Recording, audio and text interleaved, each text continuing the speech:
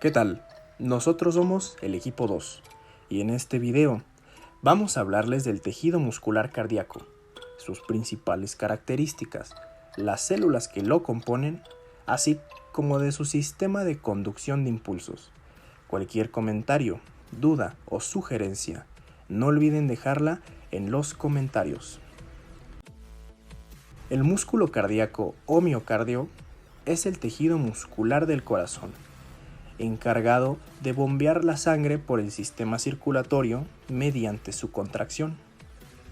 Tiene características estructurales y funcionales entre lo que es el músculo esquelético y el liso. También carece de control voluntario, puesto que está inervado por el sistema nervioso autónomo, aunque los impulsos procedentes de este pueden aumentar o disminuir su actividad. A gran diferencia del músculo esquelético, contiene a sus núcleos de manera central en la ramificación e interconexión de las fibras. En cuanto a las características más importantes de sus elementos estructurales, tenemos que su tamaño va de una longitud de 50 a 120 micrómetros, mientras que su diámetro va de 15 a 20 micrómetros. Sus células a grandes rasgos son ramificadas, llamadas también cardiomiocitos. Estas son mononucleadas, lo que quiere decir que contienen un solo núcleo central, en una región sin miofibrillas.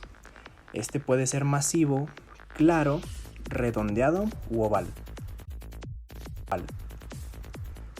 En cuanto a la disposición de sus fibras musculares, estas células se unen mediante discos intercalares, que son estructuras de contacto. Su conexión celular es por medio de nexos, o siendo más específicos por uniones de hendidura. Existen células cardíacas especiales, las cuales llevan a cabo la conducción miógena, que es la excitación por sistema de conducción de impulsos.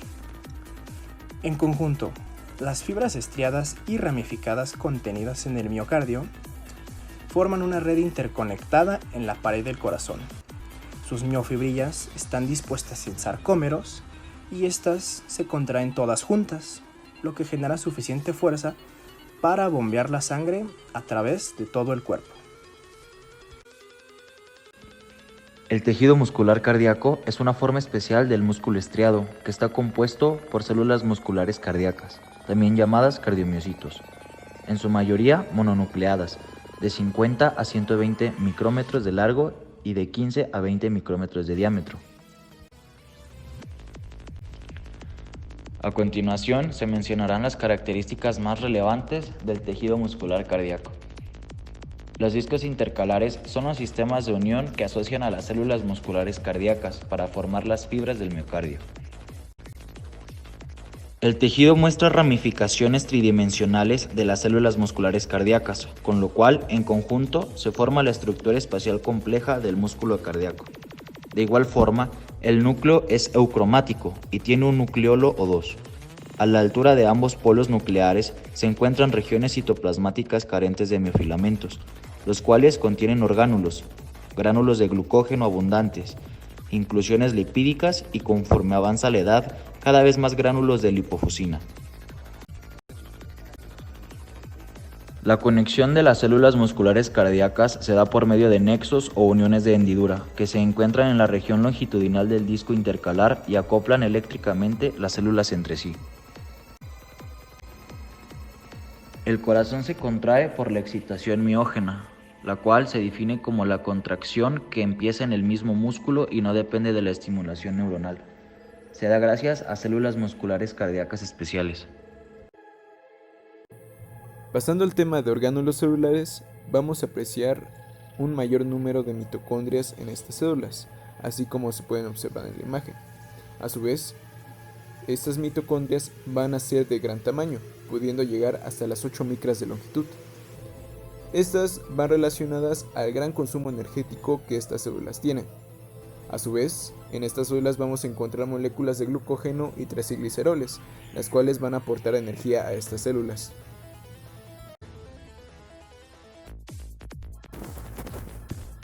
La relajación toma lugar cuando el calcio se desprende de las miofibras. Este va a regresar a la cisterna del retículo sarcoplasmático y el restante va a ser expulsado de la célula por una bomba de sodio-potasio. La contracción del músculo se va a encontrar relacionada a la activación de un canal de calcio por un voltaje eléctrico, el cual va a permitir la entrada del calcio debido a un potencial de acción. El calcio que entra a la célula va a abrir los receptores de rianodina del retículo sarcoplasmático. Esta liberación de calcio va a permitir que las fibras de actina y miosina interactúen al deslizarse entre sí, teniendo como resultado la contracción del músculo.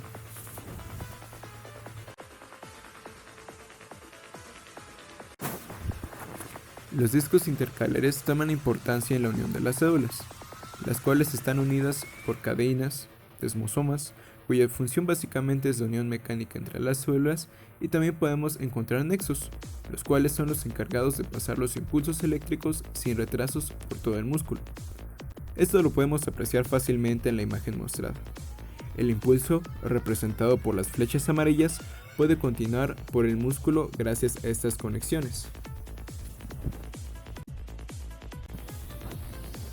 En la siguiente microfotografía de músculo cardíaco podemos apreciar fácilmente la ubicación del disco intercalar entre dos células. Está ubicado en la parte central de la imagen por una flecha negra. Además podemos encontrar mitocondrias y el sarcolemma fácilmente. Podemos comparar esta imagen con el esquema ubicado en la parte superior del músculo cardíaco, donde se pueden apreciar fácilmente el disco intercalar.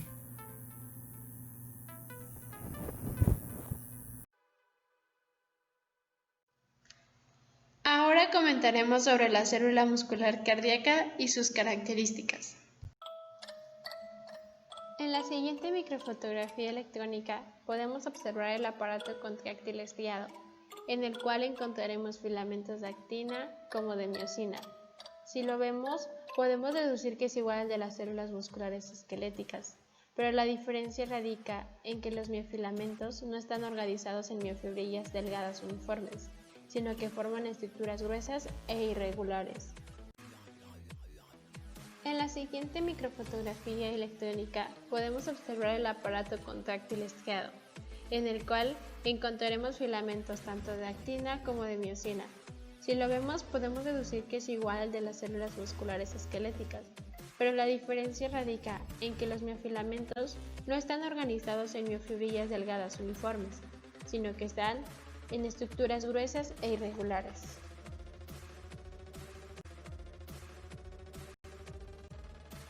En esta microfotografía electrónica de corte longitudinal de una célula muscular cardíaca, podemos observar un patrón estriado transversalmente del material contráctil que se asemeja al del músculo esquelético. Sin embargo, la diferencia es la gran cantidad de mitocondrias que posee el tejido muscular cardíaco. Sale, ya teniendo como base aprendido todo lo anterior, vamos a hablar del sistema de conducción de los impulsos. El sistema de conducción de los impulsos son las estructuras desde donde se produce y se transmite el estímulo eléctrico que permite la contracción del corazón. Este está compuesto por las células musculares cardíacas especiales, provistas de miofibrillas escasas y glucógenos abundante, y con capacidad de autoexcitación. La frecuencia del sistema de conducción de impulsos, determinada genéticamente, es acelerada por el simpático y enaltecida por el parasimpático, o como comúnmente conocemos, el parasimpático para y el simpático dispara. En la siguiente fotografía podemos observar las siguientes estructuras señaladas con la letra A, el nodo sinusal, la letra B, el nodo aurículo-ventricular, la letra C, haz de His, y la letra D, fibras de Purkinje.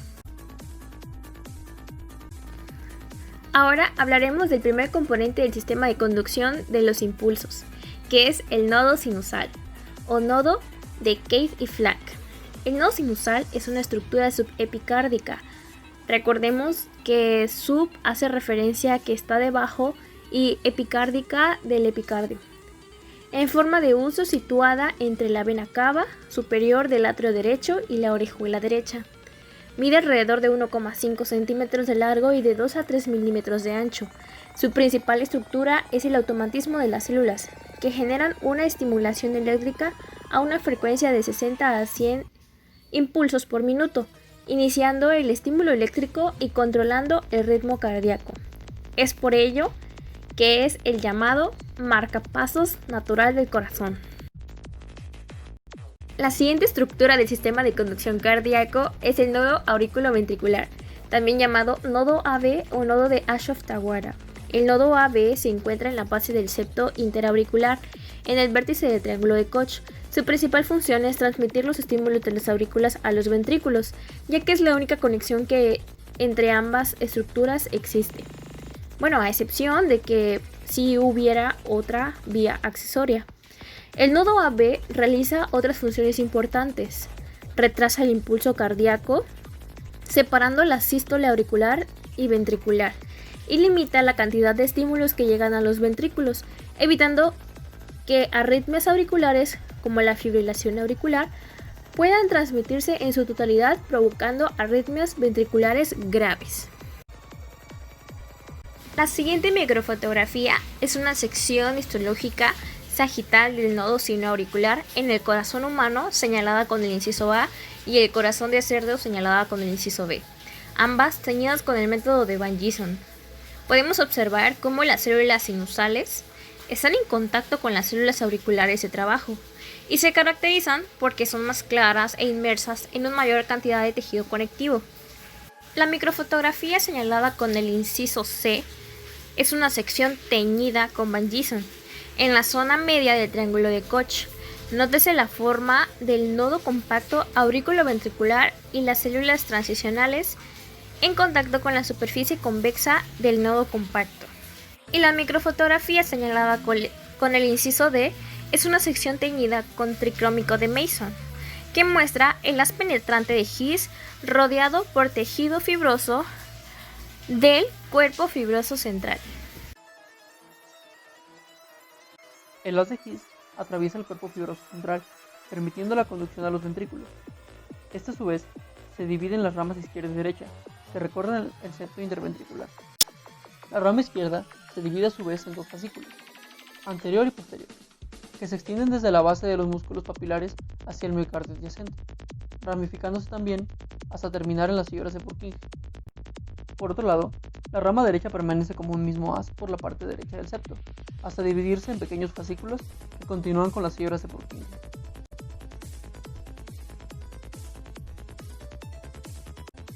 Estas fibras son el último componente del sistema de conducción cardíaca y se encargan de provocar la despolarización del miocardio de ambos ventrículos, transmitiendo así la actividad eléctrica originada del nodo sinusal. Se componen por células especializadas en la rápida conducción eléctrica de estímulos y forman así una red subendocárdica en ambos ventrículos, garantizando su despolarización simultánea.